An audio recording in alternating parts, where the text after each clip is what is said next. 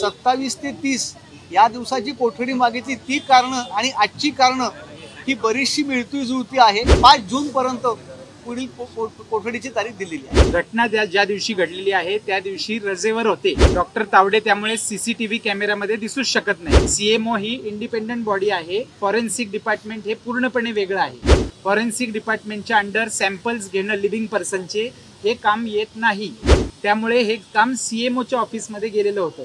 आज तिन्ही आरोपींना मे न्यायालयापुढे हजर केले गेले.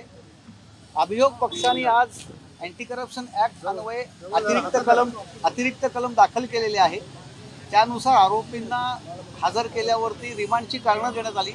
प्रामुख्याने WhatsApp chats, CCTV cameras, registers, हस्ताक्षर हे त्यांना घ्यायचे आहे असे त्यांनी सांगितले. त्याबाबत आम्ही युक्तिवाद असा केला की हीच कारणे यापूर्वीच्या रिमांड रिपोर्टमध्ये पण आहेत, त्यामुळे नव्याने पोलीस कोठडी देण्याची आवश्यकता नाही. जो काही रुजवात घालायची कारण दिलं गेलं आहे ते रुजवातीचं कारण यापूर्वीच्या कोठडीत पण कोठडीचा कालावधी मागताना पण दिलेला आहे. 27 ते 30 या दिवसाची कोठडी मागितली, ती कारणं आणि आजची कारणं ही बरीचशी मिळती जुळती आहे असा बचाव पक्षाने आज युक्तिवाद केला. त्यावर विसंबून राहून 5 जून पर्यंत पुढील कोठडीची तारीख दिलेली आहे. ठीक आहे सर, काही माहिती कोर्टासमोर झाली आहे का? ते रक्त घेताना ते आईचं रक्त होतं किंवा त्या संदर्भात? नाही, त्या संदर्भातलं आम्ही असं सांगितलं की त्या बाबतीत स्पर्श न करता तपासाला जो काही सहकार्य आहे ते चालूच आहे. त्यांच्याच कोठडीत आमचे आरोपी असल्याने त्याबाबत कुठलंच विवेचन आम्ही केलेलं नाही. 7 दिन की कस्टडी दी गई है, हिंदी में बता दीजिए. 7 दिन की जो कस्टडी दी गई है उसमें आप लोग कह रहे हैं कोई भी CCTV में तावड़े नजर नहीं आ रहे हैं. नहीं, ऐसा नहीं कहा गया.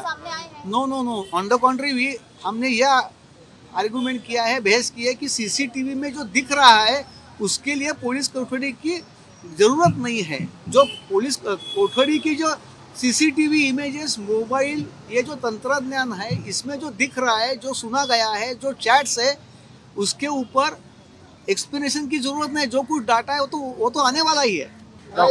डॉक्टर तावडे हे ससून हॉस्पिटलच्या फॉरेन्सिक डिपार्टमेंटमध्ये काम करतात.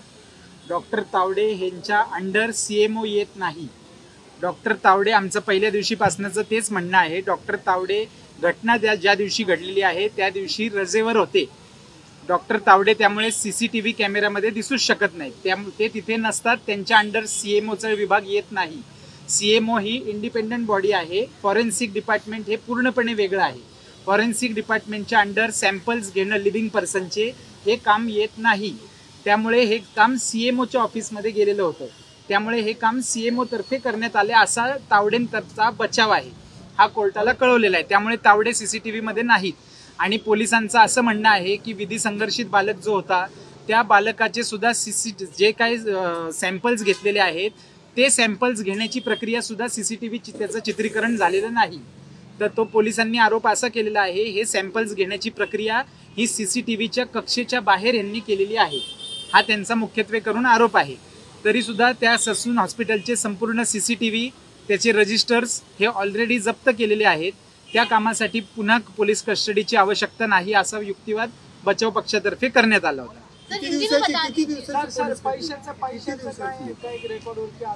पैशाचं पोलिसांच्या तपासामध्ये 3 लाख रुपये आजपर्यंत वेगवेगळ्या आरोपींकडनं जप्त झालेले आहेत. ते पैसे आता त्याच्याबद्दल अजून कुठलेही अलिगेशन नाही. तावडे सरांकडनं कुठल्याही प्रकारचे पैसे जप्त झालेले नाहीत. त्यांना कुठल्या प्रकारचे पैसे मिळाले असा आरोप सुद्धा नाही.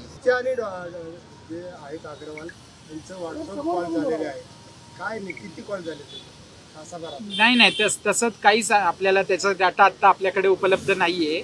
पोलिसांचं ॲलिगेशन आहे त्यांच्यामध्ये व्हॉट्सअप कॉल झालेले आहेत असं, आणि त्याचे मोबाईल्स, सर्व पार्टीजचे मोबाईल्स ऑलरेडी सीज्ड आहेत. त्यामुळे आता तसं काही आपल्याला सांगता येत नाही. पोलिसांनी आज फक्त प्रिव्हेन्शन ऑफ करप्शन ॲक्टचे सेक्शन्स वाढ केलेली आहे.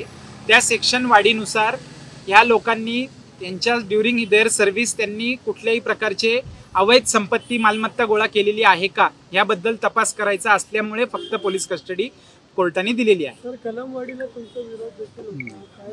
विरोध म्हणण्यापेक्षा कलमवाढ ही एक फक्त एम्प्टी फॉर्मॅलिटी आहे. कलमवाढ ह्या प्रकारचे कलम ऑलरेडी IPC मध्ये सेक्शन 213 आणि 214 हा ऑलरेडी फर्स्ट रिमांडमध्येच त्यांच्या विरुद्ध लावलेला होता.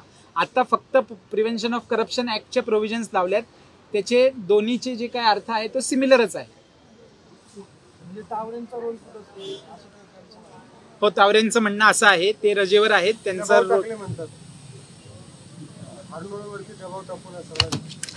ती आर्ग्युमेंट होती. डॉक्ट्रिन ऑफ ड्युरेस असतं, त्याच्यामधनं ती त्यांची आर्ग्युमेंट आहे. त्याच्याबद्दल कुठलाही पुरावा पोलिसांनाही मिळालेला नाही. रजेवरच होते.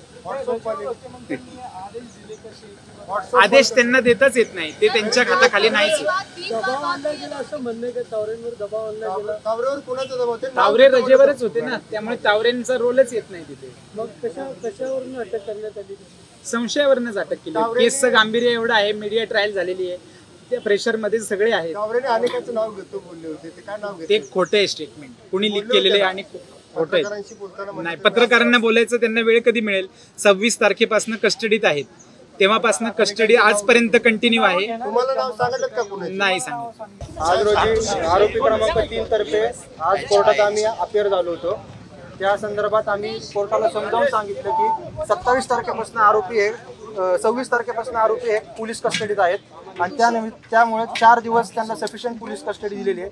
आम्ही 7 दिवसाच्या पोलीस कस्टडीचा विरोध केला, पण केवळ PC ॲक्ट लागल्यामुळं, करप्शनचा ॲक्ट लागल्यामुळं त्यांनी 7 दिवस 5 तारखेपर्यंत पोलीस कस्टडी दिलेली आहे. आता बाकीचा तपास आता 5 तारखेनंतर ज्यावेळेस पुढचे रिमांड रिपोर्ट येतील त्यावेळेस आम्ही त्याच्यावरती आर्ग्युमेंट करू.